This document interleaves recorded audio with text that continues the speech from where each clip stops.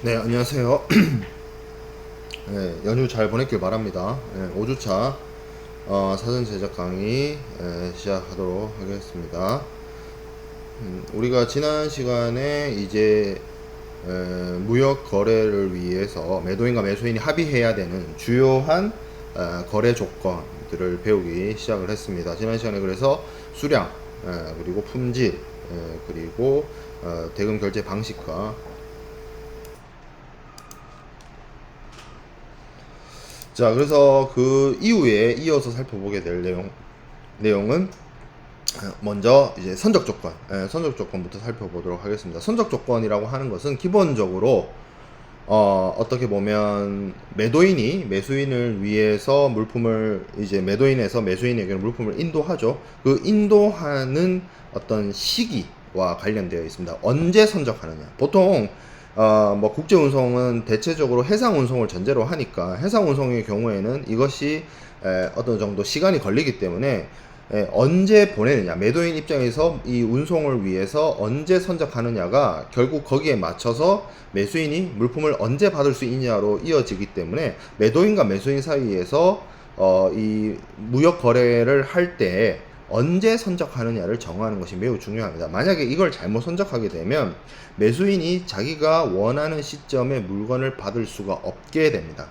그런 문제들이 있기 때문에 이를 해결하기 위해서라도, 이런 문제를 사전에 미연에 방지하기 위해서라도 이 선적 조건에 대해서는 명확하게 매도인과 매수인 사이에서 무역 거래를 할 때 정하는 것이 좋고, 보통 뭐 다양한 표현을 씁니다. 뭐 상품의 인도, 물품의 인도, 뭐 이런 얘기를 하는데, 우리가 무역 거래에서는 주로 해상 운송을 메인으로 다루기 때문에 이제 선적이라는 표현을 쓰지, 이것이 만약에 항공 운송이거나 철도 운송이거나 복합 운송의 경우에는 배에 실진 않죠. 복합 운송의 경우에는. 그리고 항공 운송의 경우에는. 그래서 이를 대체할 수 있는 표현으로 뭐 taking charge라든지 loading on board라든지, loading on board는 사실 갑판 위에 올린다는 뜻이기 때문에 뭐 해상 운송에 쓸 수 있는 말이지만, taking in charge 같은 경우는 그 좀 뭐라고 할까요? 복합 운송이나 이런 데서 또 충분히 쓸 수 있는 말이고, 디스패칭 뭐 이런 것들도 사용을 합니다. 그래서 선적지에서 운송인에게 매도인이 물품을 인도하는 그러한 행위를 다 지칭하는 말이, 통상적으로 무역 거래에서는 해상 운송이 메인으로서 역할을 수행을 많이 하니까 이 shipment란 말이 어떤 대표 단어가 됐을 뿐, 기본적으로 매도인이 운송인에게 물품을 인도한다라는 개념, 그리고 그것의 어떤 시점, 언제로 할 것이냐, 이런 것들이 중요를 합니다. 그리고 우리가 뒤에서 공부하게 될 인커텀스에서는 매도인이 매수인에게 물품을 인도하는 시점이 굉장히 중요합니다. 뭐 FOB가 됐든 CIF가 됐든 FCA가 됐든. 그렇기 때문에 이 물품의 점유권을 매도인이 운송인에게 넘기는 이 시점, 물품의 인도, 이런 것들을 굉장히 주의 깊게 선정하고 정하고 운용을 해서 무역 거래를 이행하는 것이 바람직하다고 볼 수 있습니다. 자, 그러면 이 선적 시기를 어떻게 매도인과 매수인 사이에서 결정하는가를 살펴볼 텐데요. 특정 조건으로서 정하는 것이 있습니다. 어떤 특정한 월로 정할 수 있고요. 아니면 연속되는 개월을 정할 수도 있고요. 아니면 특정일 이전, 뭐 언제까지, 뭐 이렇게 해서 선적 일자를 정하는 방식도 있고요.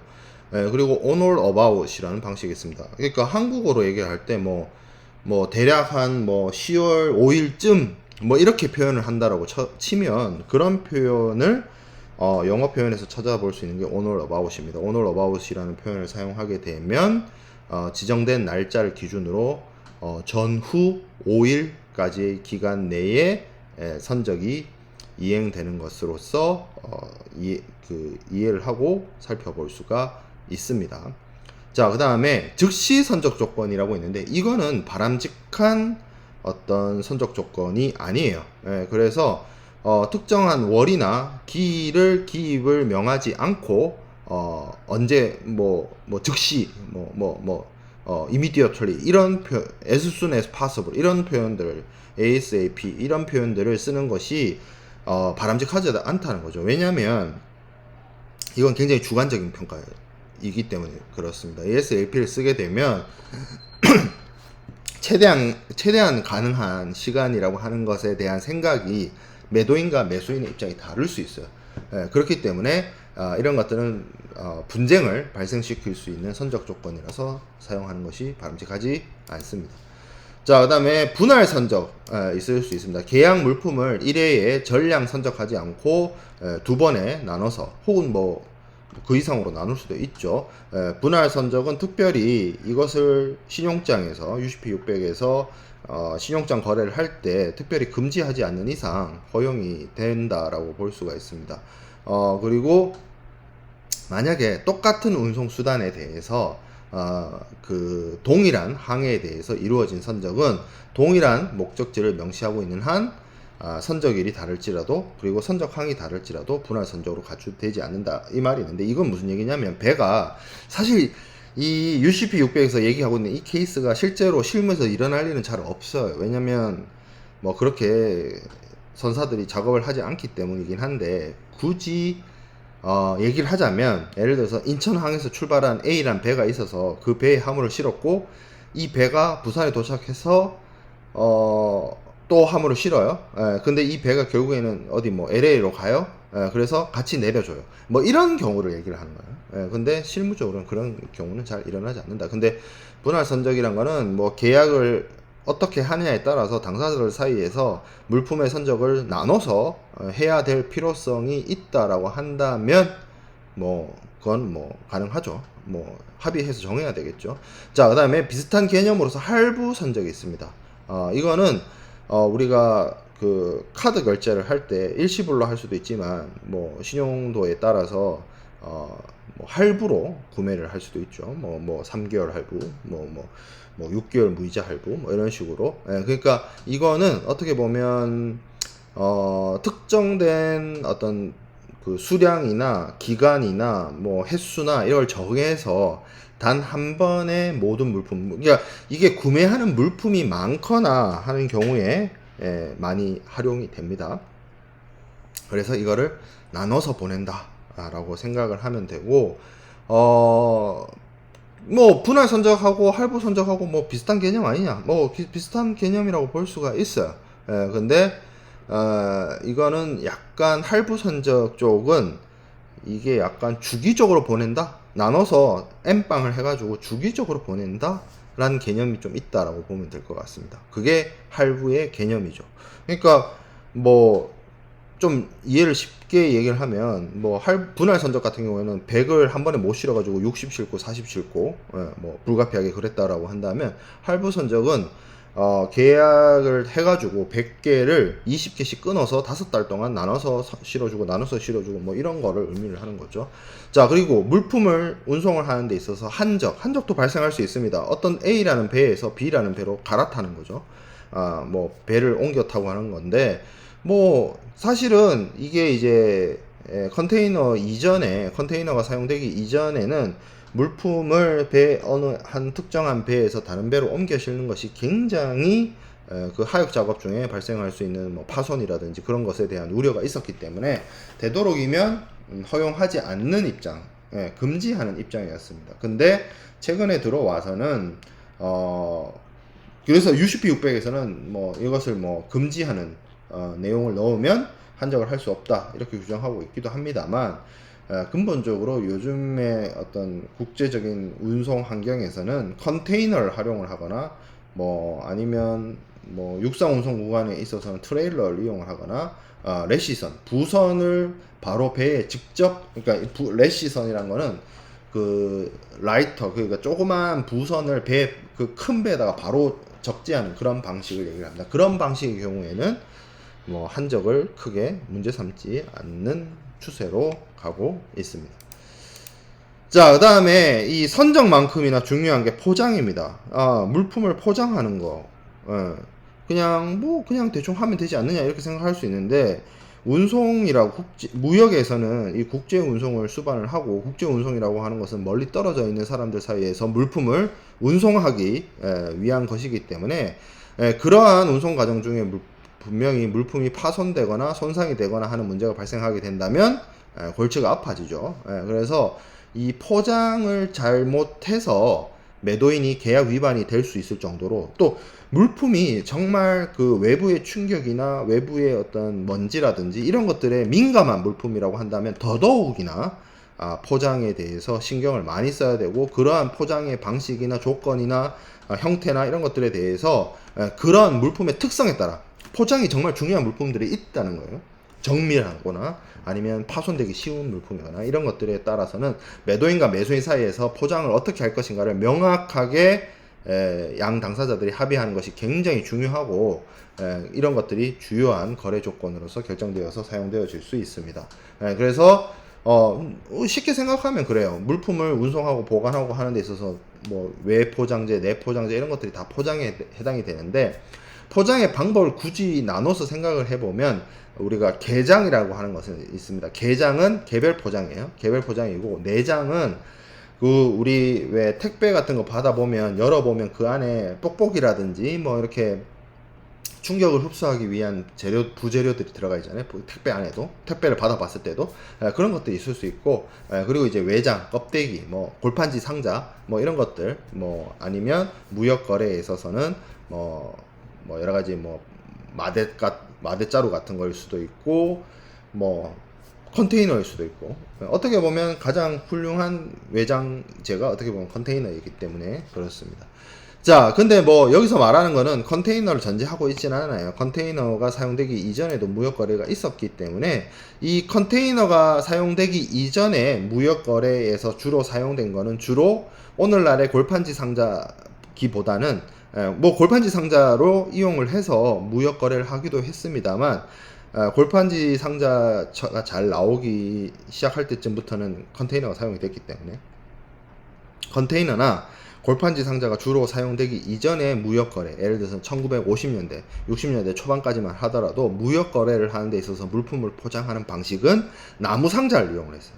그래서 지금은 거의 안 쓰죠. 나무 상자를 이용을 했는데, 그 나무 상자에 지금은 여러분들 컨테이너, 신선대 부두나 간만 부두나 여러분들이 가까운 부산, 뭐 북항이라든지 아니면 저 멀리 떨어져 있는 신항이라든지 가보면 형형색색의 컨테이너를 볼 수가 있습니다. 그래서 그 형형색색의 컨테이너에 그것을 운송하는, 사용하는 선사의 로고도 박혀 있고, 그리고 정말 가까이 가보면 이 화물에 대한 여러 가지 정보를 기재한 경우도 있고, 그리고 요즘에 스마트 물류가 추진이 되면서 컨테이너에다가 RFID 칩을 심는다든지 이런 방식으로 물품의 컨테이너 내부에 있는 화물에 대한 정보를 외부에서도 파악할 수 있도록 하고 있어요. 요즘에 이제 트렌드는 그렇죠. 근데 이 컨테이너가 사용되기 이전에는 나무 상자가 사용이 됐는데, 나무 상자는 다 나무색이잖아요. 그래서 그 나무 상자를 어떤 물건인지 다른 물건과 혼용되거나 이 혼란을 겪는 것을 막기 위해서 나무 상자 주변에다가 뭐 페인트 칠을 한다든지 표시를 한다든지 글씨를 적는다든지 해서 구분을 하기 위한 것을 만들었어요. 그거를 shipping mark, 하인이라고 합니다.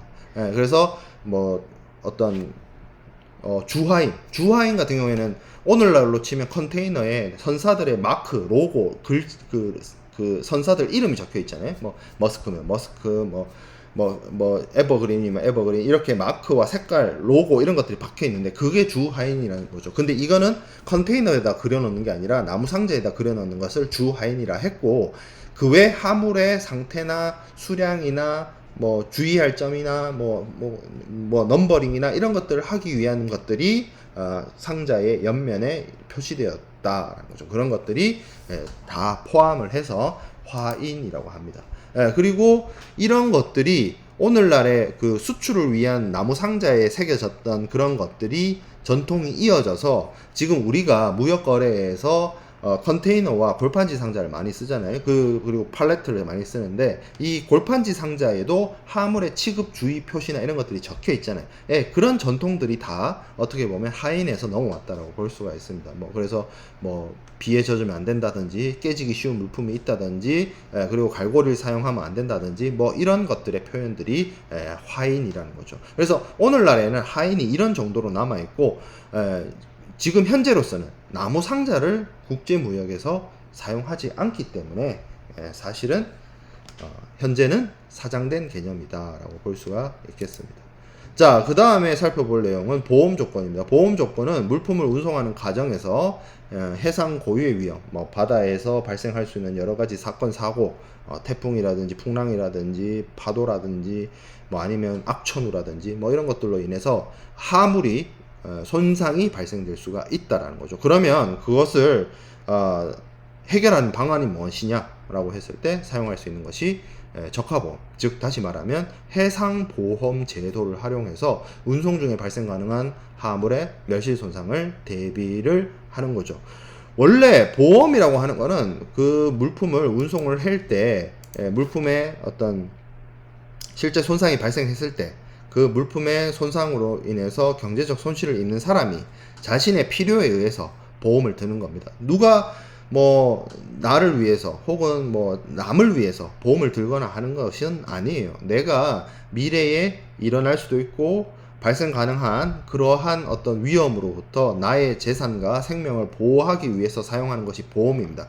그런데 이 국제 무역에 있어서는 특히 인커텀스 상의 CIF나 CIP의 경우에는 CIF와 CIP에 대해서 우리 자세하게 다시 뒤에서 배울 거예요. CIF나 CIP에서는 매도인이 매수인을 위해서 보험을 들어주게 돼 있어요.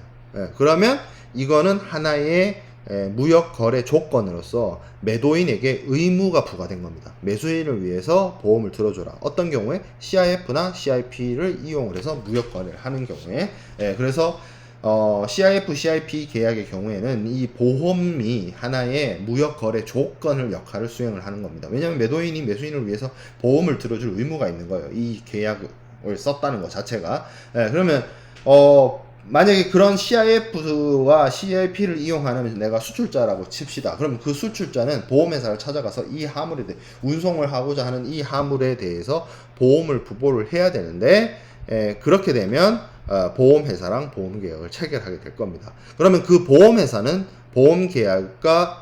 보험계약의 당사자가 되어서 보험회사가 보험자가 되고 이 보험회사와 보험계약을 체결하고자 하는 사람이 보험 계약자가 됩니다. 보험 계약자가 돼서 그러면 CIF나 CIP에 있어서는 매도인이 보험 계약자가 되겠죠. 그리고 피보험자도 있습니다. 피보험자는 이 피보험자의 사전적인 의미의 정의는 보험 사고가 발생을 했을 때 보험회사로부터 보험금을 받는 사람을 피보험자라고 합니다.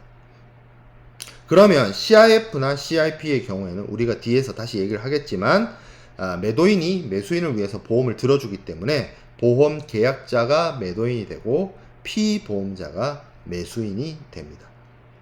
그래서 CIF와 CIP에 있어서는 이 인커텀스 조건 하에서는 매도인이 매수인을 위해서 보험을 들어줄 의무가 있기 때문에 이게 굉장히 중요한 이슈가 있다. 근데 나머지 것들은 인커텀스에서 뒤에서 살펴보게 될 여러 조건들 중에 CIF와 CIP를 뺀 나머지 조건들은 이라고 생각해 볼 수 있어요. 그 경우에는 뭐 뒤에서 강조를 하겠지만 주 운송 구간, 뭐 해상 운송이 되면 해상 운송, 항공 운송이 되면 항공 운송, 그 주 운송 구간 도중에 하물의 멸실 손상이 발생을 했을 때 그 하물의 멸실 손상에 대해서 하물의 피해나 이런 것들을 어떻게 보면 책임져야 되는 그런 사람이 자신의 어떤 재산을 보호하기 위해서 알아서 자기가 자기를 위해서 보험을 들어야 되는 것이 나머지 조건이 되겠어요. 자, 그러면 보험자의 보상 범위를 보도록 하겠습니다. 보통 보험의 어떤 보험 보상 범위나 이런 것들을 이야기할 때는 협회 적하약관, Institute Cargo Clause를 얘기를 합니다. ICC를 얘기를 하는데, 뭐, ICC에 대해서 자세하게는 이 ICC가 뭔지, 어떤 내용인지, 어떠한 의무 내용과 어떠한 면책 내용들을 담고 있는지에 대해서는 뭐, 상무론 시간에 저쪽 뒤에 가서 해상보험론 시간에 해상보험 파트를 한 1주에서 1주 반 정도 분량으로 다룰 겁니다. 그래서 그때 우리가 ICC가 뭔지 정확하게 배울 것이고요. 해상보험 제도에 대한 전반적인 내용은 제가 이번 학기에 해상보험론 수업을 진행을 하고 있기 때문에 해상보험론을 뭐 지금 상무론과 같은 학기에 같이 제 수업을 같이 지금 수강하고 있는 친구들도 있는 걸로 알고 있어요. 뭐 그런 친구들은 해상보험론을 통해서 해상보험의 자세한 내용들을 학습할 수 있을 것이고, 이번 학기에 상무론만 듣고 해상보험론은 뭐 내년이나 내후년에 수강을 하려고 계획하고 있는 친구들은 해상보험과 관련된 자세한 내용들은 내년에 학습을 하면 되기 때문에 그거는 뭐 여러분들의 판단에 맡기겠습니다. 근데 상무론 수업 시간에도 해상보험론에 대해서 간략하게 배운다. 한 주에서 한 주 반 정도 분량으로 배운다. 그렇게 알고 있으면 되고, 그 해상보험을 공부할 때 보험자가 얼마 정도 피보험자의 위험 부담을 해주는가를 파악하기 위한 보상 범위를 RCC라고 하는 협회 적하약관을 통해서 파악을 한다는 거죠. 협회 적하약관에는 종류가 여러 가지가 있습니다. 뭐 여러 가지 해봐야 뭐 총 뭐 6가지 정도밖에 없는데, 크게 나눠 보면 RCC의 구약관이 있고요, 신약관이 있습니다. 올드 약관이 있고 뉴 약관이 있는데, 이 올드 약관이 올드라고 해서 사용되지 않거나 그런 것은 아니고요. 국제 해상 보험의 어떤 그 실무적으로는 이 올드 약관하고 뉴 약관이 병행해서 사용됩니다. 병행해서 사용되고 있기 때문에 이것을 뭐 여러분들이 다 알고 있어야 된다라고 보여지고요. 구약관에서는 이 그 협회 적하약관 구약관에서는 종류가 크게 나눠봤을 때 3가지 정도가 있는데, 올 리스크, 그리고 with average, 그리고 free from particular average, 이렇게 3종류가 있고요. 여기 뭐 강의 자료상에는 TLO 해가지고 뭐 total loss only 이렇게 되어 있는데, 이 total loss only는 적하보험에는 없어요. 적하보험에는 없고 뭐 선박보험이나 이런 쪽에서 사용되는 약관입니다. 자, 그리고 신협회 적하약관이 있습니다. ICC, 이건 깔끔해요. 이름이 깔끔합니다. ICC-A, ICC-B, ICC-C 이렇게 되어 있죠. 그래서 이런 것들을 이용을 해서 매도인이 매수인을 위해서 보험을 들어주게 된다라고 한다면 어떤 보상 범위를 가지는 어떤 보험 조건으로 보험을 들 것인가에 대해서 매도인과 매수인 사이에서 명확하게 규정을 해둘 필요가 있다는 거죠. 자, 그리고 제가 아까 설명을 드렸던 것처럼 CIF나 CIP의 경우에만 문제가 되지, 나머지 9개의 인커텀스 조건에서는 누가 누구를 위해서 보험을 들어주고 누가 누구를 위해서 뭐 의무를 보험과 관련된 의무를 부담하고 이런 개념이 아니에요. CIF와 그리고 유의하게 CIP에서만 매도인이 매수인을 위해서 보험 계약을 체결하고 보험 증권을 양도하고 해야 되는 의무가 있습니다. CIF와 CIP를 쓴다면. 그렇기 때문에 매도인은 보험회사와 보험계약을 체결하고 보험료를 지급을 할 것이고, 그리고 그 보험계약에 따른 보험증권을 받아서 매수인에게 양도하게 되는 그러한 형태를 가지게 됩니다. 자, 그 다음에 클레임 조항입니다. 뭐 클레임 조항이라고 할 수도 있고요, 분쟁 해결 조항이라고 할 수도 있고, 뭐 여러 가지로 얘기를 할 수 있는데, 클레임 조항은 어떤 특정한 하나의 조항만 있는 것이 아니고 여러 가지 조항들이 같이 사용되어질 수가 있어요. 클레임이라고 하는 건 쉽게 말해서 상대방에게 이의 제기, 문제 제기, 상대방이 이 무역 거래라는 것이 사인과 사인 간에 계약을 통해서 물품을 팔고 물품을 사는 것에 대한 합의를 해서 실제 계약 이행 단계로 넘어온 거잖아요. 근데 계약 이행을 하는 단계에서 상대방이 계약을 제대로 이행하지 않는다 라고 한다면, 당연히 그 상대방은 계약 이행을 성실히 하지 않는 자에게 왜 제대로 계약 이행을 하지 않는가에 대해서 문제 제기, 이의 제기를 하겠죠. 불평 불만을 넘어서서. 그런 것들이 다 클레임에 해당이 된다고 볼 수가 있습니다. 물론 이 클레임에 있어서도 상대방의 흠집을 잡거나 상대방의 흠집을 빌미 삼아서 계약을 무효화시키고자 하는 마켓 클레임, 소위 말하면 뭐 블랙 컨슈머 같은 경우죠. 별거 아닌 거 가지고 문제 삼아서 계약 전체를 망가뜨리려고 하는 그런 의도를 가진 클레임도 있을 수 있어요. 블랙 컨슈머 같은 그런 사람도 있을 수 있어요. 그런 클레임을 마켓 클레임이라고 합니다. 그런 경우도 있을 수 있지만, 계약의 내용대로 정당하게 자신이 계약 이행을 함에도 불구하고 상대방의 계약 이행이 미진하거나 제대로 이루어지지 않게 되면 거기에 대해서 문제 제기를 할 수 있고, 그 상대방의 계약 불이행에 대한 문제를 해결하기 위한 방안으로서 여러 가지 방법들이 존재를 합니다. 그래서 이 문제들을 해결하기 위한 방법으로서 당사자들 사이에서 문제 제기를 하고 거기에 대해서 협의를 해가지고 완만하게 큰 문제 없이 협상을 통해서 해결할 수 있는 방법이 있을 것이요. 그런 것들을 뭐 타협이라든지 하해라든지 이런 방식으로 양 당사자들 사이에서 해결하는 것이 가장 바람직하고요. 어느 한쪽이 계약 위반을 했습니다. 그래서 그 상대방이 계약 위반을 한쪽에다가 계약 불이행에 대해서 문제 제기를 했는데도 불구하고 이쪽이 계약 위반을 한 당사자가 뭐 배째라를 한다든지 뭐 거기에 대해서 대답이 없다든지 지속적으로 불이행이 이루어진다든지 하게 되면 이거는 이제 제3자의 도움을 받아서 문제를 해결할 수밖에 없고, 그 제3자의 도움을 받아서 문제 해결을 하는 방식이 알선, 조정, 중재, 소송 이런 것들이 있습니다. 그래서 클레임 조항에 대해서는 계약 시에 클레임의 발생을 대비해서 클레임의 제기 기한, 클레임의 통지 방법, 클레임의 정당성을 입증할 수 있는 공인된 감정 보고서를 미리 합의해서 어떤 마켓 클레임을 예방, 그러니까 문제 딱 생기면 물건의 상태 뭐 이런 것들에 대해서 파악이 해서 공인된 제3자의 판단을 받아서 너 이거 문제 있어, 물건 제대로 보내지 않았어, 이런 식으로 해서 문제를 해결하기 위한 어떤 루트나 방법이나 어떤 시퀀스를 만들어 놓는 거죠. 그래서 거기에 따라서 상대방이 계약을 제대로 이행하지 않았으면 거기에 맞춰서 내가 이런 문제, 이런 방식으로 문제 해결을 진행을 하는 그런 것들을 할 수가 있다라는 거죠. 자, 그리고 그렇게 해서 클레임을 제기를 했습니다. 뭐 클레임을 제기를 했는데 뭐 이제 상대방이 제대로 거기에 대한 대응이 없거나 대응을 못하겠다라고 한다면 뭐 결국에는 제3자의 판단을 받을 수밖에 없는데, 제3자의 판단을 받는 법은 크게 나눠보면 한 두 가지 정도가 있을 수 있어요. 상사 중재 제도를 활용을 하는 것이거나 재판을 하는 것이거나.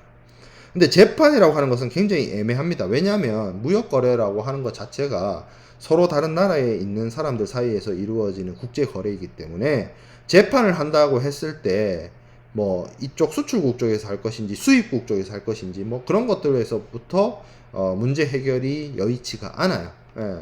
그리고 재판이란 것 자체가 민사재판의 경우에 따라서는 굉장히 오랜 기간과 소송 비용이 발생할 수 있는 문제이기 때문에 거래의 어떤 금액이 적거나 뭐 이런 경우에는 이것이 불합리하게 부담으로 다가올 수가 있습니다. 그래서 가장 또 최선의 해결 방법 중에 하나가 법원에 가지 않고 객관적인 제3자의 판단을 분쟁 해결의 최종 판단으로서 이용할 수 있는 민간 수준에서 공적인 법의 영역으로 가지 않고 민간의 어떤 영역에서 사인과 사인 간의 분쟁을 해결하기 위한 방법이 상사중재, 아비트레이션이 되겠습니다. 우리 상사중재에 대해서는 1학기 때 제가 진행하는 상사중재 사례라는 수업이 있고, 거기서 여러분들이 상사중재 제도에 대해서 너무 자세하게 알 수가 있을 것이고, 우리 상무론 시간에서도 한 주가 채 안 되는 분량으로 상사중재 제도에 대해서 뒤에서 맨 끝에 기말고사 바로 직전에 공부하게 될 겁니다. 자, 그 다음에 준거법 조항이 있습니다. 이것은 중재조항이나 재판관할 조항하고는 조금 다르고요. 무역 거래를 하는 데 있어서 여러 가지 계약서의 효력이라든지 계약 이행과 관련된 법적인 문제라든지 아니면 계약 분쟁이 발생했을 때 이 분쟁을 해결하기 위한 어떤 조촉법적인 문제, 실체법적인 문제. 그러니까 분쟁이 발생했어요. 어느 당사자가 계약 위반을 했습니다. 그 계약 위반의 위법성에 대해서 판단을 할 때 그 판단의 근거와 판단의 기준이 필요하잖아요. 그거를 무역거래의 준거법이라고 할 수 있습니다. 지배하는 법, 가버닝 법. 그러니까 준거법이란 말 자체가 어렵죠. 영어 표현이 가버닝 로입니다. 그 거버넌스라는 영어 표현 있죠. 가버너. 그러니까 지배하는 법이에요. 지배하는 법. 그래서 이 법에 따라서 어떤 해석이라든지 계약 조항의 해석, 뭐 계약 당사자의 행위에 대한 해석, 조항의 어떤 효력, 뭐 이런 것들을 판단하는 기준이 되는 것이 준거법이고, 무역거래에서는 이 준거법을 정하는 것이 좋습니다. 준거법은 그럼 어떤 법을 정하느냐? 예를 들어서 매도인 국가의 법을 정할 수도 있고요, 매수인 국가의 법을 정할 수도 있고요, 제3국의 법을 정할 수도 있습니다. 자, 그러면 이런 어떤 클레임이 제기되었고 그 클레임을 해결하는 방법에 대해서 살펴보았을 때 1차원적으로 당사자들 사이에서 분쟁을 해결하는 방법이 있을 것이고 제3자의 개입에 의한 해결이 있을 수 있습니다. 가장 대표적인 제3자의 개입에 의해서 분쟁을 해결하는 것을 중재, arbitration이라고 합니다. 그래서 상사 중재를 위한 상설기관에 가서 중재인을 선임을 해서 그 중재인의 판단에 절대 복종을 해서 최종적인 판단을 하고 거기에 따라서 당사자들이 분쟁을 해결하는 것이 상사 중재인데, 이 상사 중재 말고도 사실 제3자의 개입에 의해서 분쟁을 해결하는 방식이 있습니다. 그것이 알선과 조정인데, 이 알선은 뭐 공정한 제3자한테 뭐 중간에 심판 받아달라고 하는 것이고, 조정은 중재와는 좀 달라요. 중재와는 조금 다른데, 조정과 중재의 어떤 근본적인 차이라고 생각해 보면, 중재는 중재인이 내리는 최종 판정이 대법원 확정 판결과 동일하게 더 이상 당사자들이 다툴 수 없는 파이널 어떤 리솔루션이 됩니다. 중재의 경우에는. 근데 조정의 경우에는 양 당사자들이 조정안에 대해서 이 조정안을 수용하겠다, 양쪽 다, 매도인 매수인 양쪽 다 그렇게 나오지 않는 이상 조정안을 파이널 리솔루션이라고 보기는 어려워요. 그런 차이점이 있습니다. 그거는 우리가 뒤에 가서 상사중재 파트에 가서 다시 얘기를 하겠습니다만, 보통 무역의 분쟁 해결과 관련해서 이 제3자의 개입에 의해서 해결하는 방식을 알선, 조정, 중재 제도가 있고, 요 세 개를 묶어서 ADR, Alternative Dispute Resolution 이렇게 얘기를 합니다. 그래서 보통 여러분들이 어디 무역 관련된 서적이나 무역 관련된 문제나 이런 데서 뭐 ADR이라고 표현을 하면 이 세 가지 제도를 합쳐서 얘기하는 것이고, 여기서 ADR 할 때 A가 alternative잖아요. 대안이라는 뜻이죠. alternative가 대안이라는 뜻인데, 뭐에 대한 대안이냐라고 하면 소송 제도에 대한 대안입니다. 소송. 그래서 양 당사자가 이러한 제3자 개입에 의해서 민간 수준에서 분쟁 해결이 어렵게 되면 결국에는 법원에 가서 법원의 판단을 받을 수밖에 없고 시간과 비용을 많이 들일 수밖에 없게 되죠. 그래서 뭐 소송에 대한 대안으로서 사용할 수 있는 분쟁 해결 방식이 ADR이 있다 정도로 체크하면 될 것 같습니다. 자, 그러면 우리가 주요한 한 8가지 정도의 무역거래 조건들에 대해서 살펴보았습니다. 그 외에도 무역거래 당사자들 사이에서 체결해야 되고 합의해야 되는 여러가지 조항들이 있습니다. 이런 조항들은 당연히 무역계약서에 들어가 있으면 양 당사자들의 무역거래 이행이나 무역 분쟁 발생 시에 분쟁 해결이나 이런 데 참 도움이 되겠죠. 그래서 어느 정도 합의를 해서 정해서 들어가는 것이 바람직하고, 첫 번째가 이제 권리침해 조항입니다. 이건 이제 저작권에 대한 문제예요. 그래서 저작권과 관련된 뭐 트레이드 마크죠. 쉽게 말하면 나이키면 나이키, 뭐 디즈니면 디즈니 같은 이렇게 미국 회사들 같은 경우에 저작권에 엄청 문제를 삼잖아요. 그리고 한국의 경우에도 한국 여러 브랜드들 뭐 삼성이 됐든 현대가 됐든 뭐 이런, 아니면 이제 이게 이제 상품 무역뿐만 아니라 뭐 예를 들어서 전자적 무채물이라든지 아니면 서비스나 이쪽에서 보면 예를 들어서 우리가 소위 알고 있는 뭐 저작권이나 이런 것들도 당연히 해당이 되는데, 이런 어떤 지적 재산권과 관련된 권리 침해가 발생을 했을 때 어떻게 할 것인가, 어떻게 뭐 누가 책임질 것인가, 좀 예로서 얘기를 해보면, 매수인이 매도인한테 예를 들어서 미키마우스가 그려진 티셔츠를 한 1000장 만들어 달라고 해요. 그래서 매도인은 만들어 달라고 하니까 뭐 미키마우스 도안을 구해와가지고 티셔츠 이제 박아 넣었어요. 여기다 박아 넣어가지고 이제 만들어서 줬는데, 알고 보니까 매수인이 디즈니한테 허락을 안 받았어. 디즈니한테 허락을 안 받고 미키마우스 도안을 집어넣었어. 그러니까 이제 매도인이 뭐다? 자기는 이 지적재산권 침해 활동에 대해서 나는 매도인은 책임지지 않는다. 책임질 건 매수인 네가 알아서 해라 라고 하는 내용들을 이제 이 권리침해 조항에 넣어놓는다는 거죠. 그러면 실제로 디즈니가 이거에 대해서 소송을 제기했을 때 그 소송의 어떤 뭐 책임은 그 책임지기로 한쪽 매수인 쪽으로 갈 수 있도록 하는 뭐 그런 식으로 활용하기 위해서 권리침해 조항을 계약서에 집어넣게 되는 것이고요. 완전 합의 조항은 우리가 서식 분쟁 때 배웠습니다. 무역 거래를 하는 사람들 사이에서 계약 체결을 하기 위해서 왔다 갔다 교섭을 하잖아요.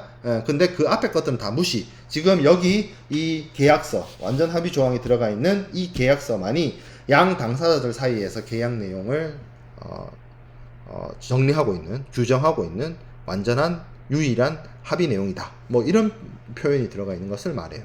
자, 불가항력 조항이 있습니다. 무역 거래를 하고자 하는 당사자들은 무역 거래를 제대로 이행하기 위해서 노력을 하겠죠. 하지만 외부적인 요인, 당사자들이 어찌할 수 없는 뭐 자연재해라든지 천재지변이라든지 뭐 그런 것들, 외부적 요인에 의해서 무역 거래를 제대로 하지 못하게 될 수도 있습니다. 그럼 그때 어떻게 할 것인가? 그리고 이런 무역 거래를 못하게 되는 사유는 무엇이 있느냐? 뭐 이런 것들을 규정해 놓은 것이 불가항력 조항입니다. 뭐 지진이 났다, 뭐 화산이 터졌다, 뭐 코로나 팬데믹으로 인해서 항구가 봉쇄됐다, 뭐 이런 것들이 해당이 되겠죠. 근데 제가 코로나를 예시로 들긴 했는데, 코로나를 이 불가항력 조항으로 봐야 되느냐 말아야 되느냐에 대해서는 여러 논문이 있고 여러 학설들이 있습니다. 근데 대체적으로 불가항력적 상황이라고 보는 입장이 많죠. 자, 그 다음에 하드십 클로즈가 있습니다. 요거는 불가항력하고는 조금 달라요. 이건 뭐냐면 계약 체결을 했어요. 계약 이행할 수도 있어요. 근데 하려고 하니까 너무 힘들어. 예를 들어서 뭐 원자재 가격이 너무 상승을 했다든지 뭐 등등등의 이유로, 아니면 국제 운송을 하려면 할 수 있는데 뭐가 문제가 생겨가지고 정상적인 루트로 할 수 없고 추가적인 비용이나 과도한 부담이 발생을 한다든지 뭐 등등으로 계약 내용에 따라서 양 당사자가 거래를 해야 되는 것은 너무나 당연하나, 그 거래의 계약 내용을 따르기에는 너무 실질적인 계약 체결 당시와는 다른 어떤 거래 정황이나 상황이 발생했기 때문에 계약 내용을 좀 변경하자, 뭐 그런 내용들이 담겨 있는 것이 하드십 클로즈입니다. 그리고 물가 변동이 발생하는 물품도 있을 수 있어요. 그러면 그런 것에 대해서는 가격 변동 조항이라든지 뭐 신축 조항이라든지 에스컬레이션을 할 수 있도록 규정을 하고요. 자, 그 다음에 분리 가능 조항이 있습니다. 이게 뭐냐면 무역 거래를 하고자 하는데 어떤 한 사람이, 물건을 파는 사람이 그런 물건을 팔 수 있는 실력과 어떤 카파시티를 가지고 있지 않아요. 재능을 갖고 있지 않아요. 그런데 계약 체결을 했어요. 뭐죠? 사기 거래죠. 그래서 사기 거래가 발생을 했어요. 근데 뭘 분리하느냐? 사기 거래가 발생을 했기 때문에 무역 계약 그 자체, 우리가 청약과 승낙을 통해서 성립을 시켰던 그 무역 거래 그 자체는 없던 일이 됩니다. 무효가 돼요. 근데 계약 전부가 무효가 되면 안 돼요. 왜냐하면 사기 친 놈이 있잖아. 이 사기 친 놈에 대해서 손해배상을 해야 될 거 아니에요. 사기 당한 사람이. 그래서 뭐다? 사기를 쳤기 때문에 계약 자체는 무효가 되는데, 이 사기 친 사람에 대해서 계약 내용에 따라서 너 이 사기에 의해서 프라우드 해가지고 계약을 체결했으니까 거기에 대해서 손해배상을 해라 라고 사기 당한 사람이 사기 친 사람한테 손해배상을 할 수 있는 근거가 있어야 될 거 아니에요. 그죠? 그러한 거는 남겨놓는다는 거죠. 계약 전체가 무효가 되더라도 분쟁 해결과 관련된 내용들은 남겨놓는다라는 게 분리 가능 조항입니다. 자, 그 다음에 뭐 손해배상을 하게 됐을 때에 얼마로 줄 것인지, 아니면 뭐 이행 청구와 관련돼서 이제 이 이행 청구가 쉽게 말해서 상대방이 계약 이행을 안 했을 때 빨리 이행하라라고 독촉하는 걸 이행 청구라고 하거든요. 그래서 이행 청구를 만약에 하지 않더라도 이행 청구권을 포기한 것으로 본다, 보지 않는다, 뭐 이런 것들은, 그러니까 독촉을 꼭 해야만 독촉을 하는 것이냐, 뭐 그렇지 않다는 거죠.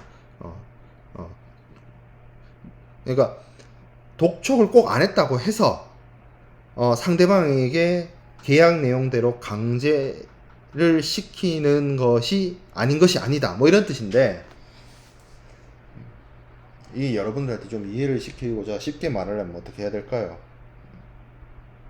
어떤 사람이 잘못을 해요. 잘못을 하는데 그걸 지켜보는 사람이 아무 말도 안 해요.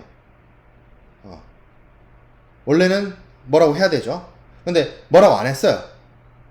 근데 그거에 대해서 이 사람이 뭐라고 안 했다고 해서 이 사람이 잘못 안 한 게 아니잖아. 잘못한 건 맞잖아.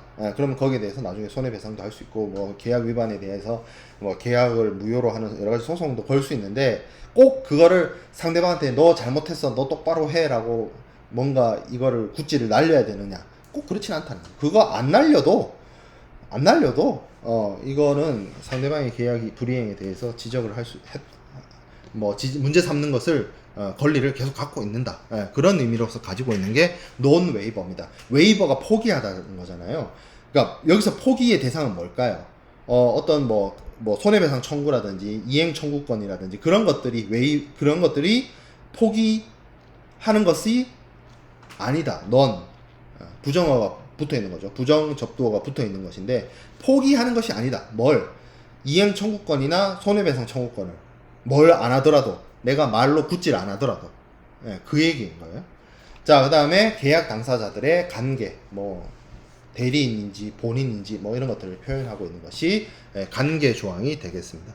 자, 그래서 우리가 쭉 살펴봤던 것들이 무역 거래 조건에 계약서에 들어가야 될 것이고, 그 외에도 제가 앞에서 설명했던 것들 외에도 품질과 관련된 워런티, 그리고 계약이 어떤 경우에 종료될 수 있을 것인지, 그리고 손해배상을 하게 되면 손해배상에게 한도는 얼마로 할 것인지, 이런 것들, 그리고 만약에 무역 거래를 제3자에게 양도하기로 했다라고 한다면 이 양도를 할 때는 어떻게 할 것인지, 그런 것들에 대해서도 무역 거래의 당사자들 사이에서 계약 조건으로서 정해서 계약을 진행을 할 수가 있습니다. 자, 그래서 무역 거래 조건에 대한 내용들을 살펴보았고요. 이제 그 다음에 보게 될 내용들은 인커텀스인데, 인커텀스에 대한 내용들을 우리가 학습을 해야 되겠죠. 그래서 지금 요 주차 강의 자료 때 조금 하고, 어차피 이어서 제가 녹화를 할 거기 때문에 진도가 나갈 거긴 한데, 인커텀스의 어떤 기본적인 이해부터 좀 살펴놓고 끊어서 이 5주차 2강을 시작을 한다라고 보면, 인커텀스라고 하는 것은 이 말의 줄임말입니다. International Commercial Terms의 줄임말이에요. 그리고 정식 명칭은 2020 인커텀스 2020 버전부터 우리가 쓰고 있는 공식 명칭은 ICC 국제상업회의소죠. 국제상업회의소의 룰입니다. 규칙. 뭐를 위한? Domestic and International Trade Terms. 국내 및 국제 무역 거래를 위한, 여기서 사용하기 위한, 유즈하기 위한 무역 거래 조건에 대한 ICC 규칙이다 라는 겁니다. 그전에는 이 domestic이라는 말이 없었어요. 국제 무역을 위한 어떤 거래 조건, 정형 거래 조건, 이런 표현을 사용을 했는데, 2020 버전으로 들어오면서 domestic이라는 표현이 사용되기 시작했고, 이제 어떤 이것을 통해서 우리가 매도인과 매수인 사이에서 앞에서 우리가 쭉 살펴본 8가지 거래 조건들을 협의를 하고 협정을 해서 실제 무역 거래를 해야 되겠지만, 그렇게 매도인과 매수인이 모든 내용을 계약 거래를 체결할 때마다 정하고 이행하고 하는 것은 여러 가지 불편을 가져다 준다. 그래서 국제상업회의소가 매도인은 무역 거래를 할 때, 무역 계약 체결할 때 무엇을 해야 되고, 매수인은 무엇을 해야 되고, 이것을 어떻게 보면 하나의 플랫폼, 하나의 정형화된 틀로서 만들어 놓은 것이 ICC가 만든 인커텀스입니다. 그래서 이걸 통해서 만약에 당사자들이 FC를 썼다, FOB를 썼다, 그랬을 때 FOB를 사용한 매도인은 무엇을 할 것이고, FOB를 사용한 매수인은 무엇을 할 것인지를 거기에 따라서, 인커텀스에 따라서 각각 이행하면 되도록 만든 것이 인커텀스가 되겠습니다.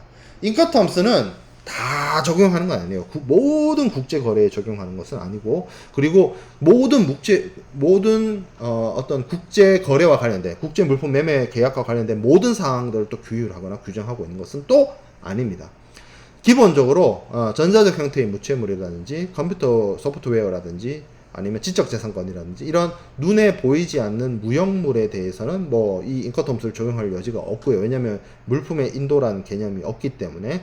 그리고 매매 계약의 자체가 아닌, 예를 들어서 그냥 대금 지급이라든지 운송 계약이라든지 금융 계약이라든지 이런 것들에 대해서는 인커텀스의 적용 대상이 아니죠. 왜냐면 물품 거래에 대해서만 적용하는 것이기 때문에 그렇습니다. 그리고 물품 거래이지만 이 물품에 대한 어떤 소유권 이전이라든지 그리고 매도인과 매수인의 의무에 대해서 규정하고 있거든요. 매도인은 무엇을 해야 되고 매수인은 무엇을 해야 되는지에 대해서 규율하고 있지만 실제로 매도인이 이 의무를 이행하지 않았을 때 혹은 반대로 매수인이 이 의무를 이행하지 않았을 때 어떻게 할 것인가에 대해서 어떤 당사자들의 계약 위반과 계약 위반이 일어났을 때 어떤 식으로 문제를 해결할 것인지에 대해서는 인커텀스가 규정하고 있지 않아요. 그럼 그 문제는 어디서 다루느냐? 이 문제는 비엔나 협약에서 CISG에서 다루고 있습니다.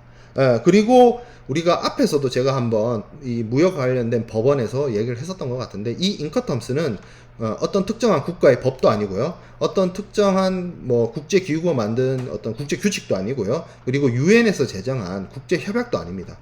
그렇기 때문에 민간 기구예요. 국제상업회의소라는 민간 기구가 전 세계 무역업자들 사이에서 이루어지는 무역 거래의 어떤 통일성이나 이런 것들을 편리함이나 이런 것들을 가져오기 위해서 만들어 놓은 규칙이기 때문에 국제 규칙이기 때문에 이것이 강제력을 갖느냐 강행력을 갖느냐 하는 것은 아니라는 거죠. 이런 것들에 대해서는 강제력은 없다. 그 인커텀스 그 자체의 강제력은 없다. 인커텀스 그 자체의 강제력은 없지만 당사자들이 계약을 체결할 때 인커텀스에 있는 FOB대로 무역 거래를 하기로 합의를 하면 그거는 계약 내용이기 때문에 계약 내용을 지켜야 할 뿐 인커텀스 그 자체가 매매계약 당사자들한테 강제력이나 구속력을 가지는 것은 아니다 라는 거죠. 그 외에도 관세를 어떻게 부과할 것인지 수출입 금지와 관련된 부분인지 뭐 하드십이라든지 우리가 앞서 무역 거래에서 발생할 수 있는 여러 분쟁 해결과 관련된 문제들에 대해서도 이 인커텀스에서는 이러한 문제를 다루지 않고 있습니다. 규정하고 있지 않아요. 다른 데서 답을 찾아야 됩니다. 인커텀스에서는 이런 것들과 관련된 19번 슬라이드에 있는 것과 관련된 답이 없다. 자, 그러면 그렇다면 인커텀스는 왜 쓰느냐? 매도인이 뭘 해야 되는지, 매수인이 뭘 해야 되는지가 명확하게 나와 있기 때문이다. 그게 왜 좋으냐? 매도인은 무엇을 부담하고, 무슨 비용을 부담하고, 매수인도 무엇을 이행하고, 무슨 비용을 부담하는지를 딱 명약관하게 알 수가 있다는 거죠. 깔끔하게 클리어하게 매도인이 자기의 일 리스트, 매수인의 일 리스트를 정확하게 알 수 있다는 거죠.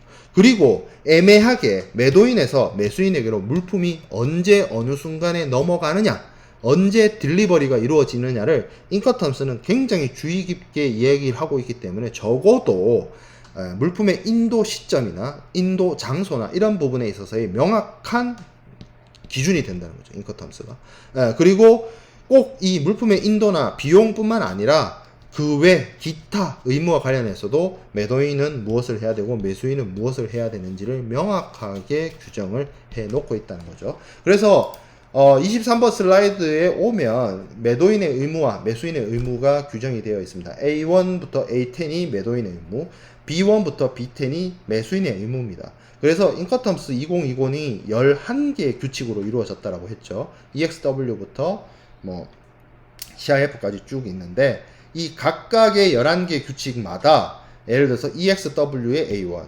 EXW의 A2, EXW의 B1, EXW의 B2 이런 식으로 각각 11개 규칙마다 다 매도인의 할 일 10개, 매수인의 할 일 10개 이런 식으로 규정을 해 놓은 게 인커텀스 2020의 어떻게 보면 컨텐츠예요. 근데 이제 재미난 거는 이제 좀 각설을 하면 인커텀스는 뭐 어떤 강의나 이런 데서도 강의 자료나 이런 곳에서 인커텀스 원문을 여러분들한테 제공해 주지는 않습니다. 인커텀스 내용을 뭐 여러 가지 강의 자료나 그림이나 텍스트나 이런 것들을 활용해서 여러분들에게 내용을 설명을 해 주고 있지만 인커텀스의 원문, 오리지널 텍스트 있죠. 그 ICC가 만든 그 원본 텍스트는 ICC가 그 지적재산권을 가지고 있습니다. 저작권을 가지고 있어요. 책으로 팔아요. 저도 그 책이 와 있는데, 저걸 책을 팔아요. 그렇기 때문에 저 책의 내용을 그대로 복붙해가지고 강의 자료에 넣으면 그게 이제 저도 ICC가 가지고 있는 지적재산권에 대한 침해를 하는 것이기 때문에 원문 텍스트를 강의 자료에 넣거나 하지 않습니다. 그냥 여러분들이 이 원문 텍스트를 읽지 않더라도 인커텀스의 각 규칙, 11가지 규칙의 내용을 충분히 파악할 수 있게끔 그림이나 글과 이런 것들로 여러분들한테 충분하게 설명을 하는 것이지 원문 텍스트를 강의 자료에 넣을 수는 없다.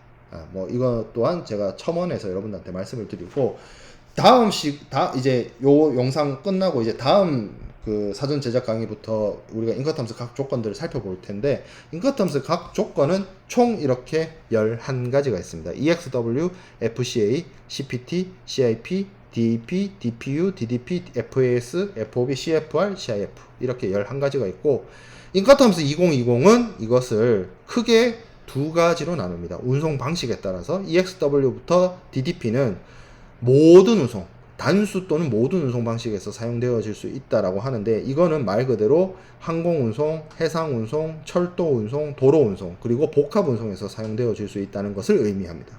그리고 그 밑에 FAS, FOB, CFR, CIF는 해상 내수로에서 사용하는, 내수로는 강 또는 운하, 카날 그런 것들을 말하는 거예요. 거기서 사용하기에 적합한 규칙 4가지 이렇게 운송 방식에 따라서 나누고 있습니다. 물론 이게 그냥 인커텀스를 만든 ICC의 어떤 편의적 구분이긴 합니다.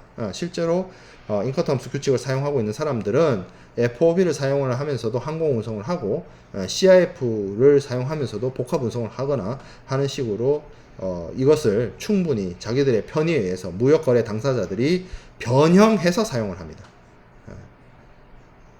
인커텀스 2020을 제가 여러분들한테 쭉 설명을 하겠지만, 이 인커텀스 2020대로 무역거래하는 무역거래 당사자는 아무도 없어요. 그게 왜 그렇게 되느냐? 인커텀스 2020이 강제적 규정이 아니기 때문입니다. 실제로 어떤 의미로 보냐? 인커텀스는 어떻게 보면 무역거래를 하는 당사자들 사이에서 이루어지는 어떤 설명서? 가이드? 정도라고 볼 수가 있습니다. 여러분들 전자제품을 새로 샀을 때 분명히 그 전자제품에는 설명서, 가이던스 노트가 분명히 있습니다. 그거를 읽어보는 사람도 있고 버리는 사람도 있고, 읽진 않지만 어디 보관해 놓는 사람도 있고, 뭐 저처럼 쑥 훑어보고 필요한 것만 찾아서 발췌해서 읽어보고 다시 뭐 어디 서랍이나 이런 데 넣어놨다가 다시는 찾지 못하고 이런 사람도 있고요. 그런 사람들이 있죠. 인커텀스는 말 그대로 그런 설명서예요. 무역거래를 하는 당사자들이 실제로 적용해보고 만져보고 뜯어보고 해서 뭐 충분히 자기가 원하는 대로 사용할 수 있다면 굳이 설명서가 필요하지 않겠죠. 그리고 뭐 고장만 내지 않는다면 설명서대로 사용하지 않고도 잘 쓰는 사람들이 있을 겁니다. 무역거래는 그런 거예요. 그리고 인커텀스는 그런 존재입니다. 이 ICC가 무역거래를 하는 당사자들한테 이런 방식으로 무역거래를 하라고 하나의 가이드를 하는 거고, 무역거래에 예를 들어서 하나의 조건, 예를 들어서 FOB를 선택을 했을 때 FOB의 매도인은 무엇을 해야 됩니다, FOB의 매수인은 무엇을 해야 됩니다를 ICC가 알려주고는 있지만 이것을 실제로 사용하는 사람들은 반드시 이걸 쫓아가지는 않는다. 그게 인커텀스가 가지고 있는 위상이자 한계예요. 인커텀스가 가지고 있는 장점이자 단점이에요. 그런 것들이 있다. 자, 인커텀스를 보면 알파벳 대문자 3글자로 이루어져 있잖아요. 그래서 인커텀스 2000까지는 지금 쓰고 있는 버전이 2020입니다. 2020 버전 앞에가 2010이었어요. 그 앞에 버전이 2000이었어요. 1980부터 시작해서 인커텀스는 10년 주기 개정을 해왔습니다. 1980, 1990, 2000, 2010, 2020. 그 다음 넥스트 개정은 2030. 엑스포? 뭐 엑스포? 뭐 안 될 것 같은데. 아무튼 2030에 또 분명히 인커텀스 2030이 나올 거예요. 그렇지만 지금 여러분들이 쓰고 있는 건 20이죠. 정말 다행인 거죠. 왜냐? 예를 들어서 여러분들 뭐 18학번이었다, 17학번이었다. 대학교 1학년, 2학년 때는 2010을 배우다가 4학년쯤 되니까 2020이 나오는 그런 사태를 맞이하는 학번들이 있어요. 17, 18, 19. 19까지는 괜찮겠다. 19는 그냥 2학년 때부터 바로 2020 배울 수 있었으니까. 근데 여러분들 지금 이 수업 듣고 있는 여러분들은 분명 여러분들이 대학을 부경대를 졸업할 때까지 인커텀스 2020이 2030으로 바뀔 일은 없어요. 그러니까 그냥 2020으로 쭉 알고 가면 돼. 근데 이게 2000 버전에서 2000년 버전에서 2010년 버전으로 바뀔 때 좀 많이 바뀌었어요. 근데 2010에서 2020으로 바뀔 때는 많이 바뀌진 않았습니다. 많은 개정은 이루어지지 않았는데 이 2000 버전에서 2010 버전으로 올 때 뭐가 바뀌었냐면 이 인커텀스 규칙들을 구분하는 기준이 바뀌었어요. 원래 2000까지는 이 알파벳 대문자 세 글자의 제일 첫 번째 오는 글자 E나 F나 C나 D나 이걸 기준으로 얘네들 카테고리화를 시켰거든요. 그래서 뭐 E 조건, F 조건, C 조건, D 조건 이렇게 나눴었는데 지금은 이런 식으로 나누진 않습니다. 근데 이런 식으로 나누진 않는데 뒤에서 설명을 하겠지만 이 알파벳 대문자 중에서 첫 번째 오는 레더가 같은 애들 있죠. C면 C, F면 F, D면 D 얘네들이 비슷한 성격을 갖고 있어요. 정말 비슷한 성격이에요.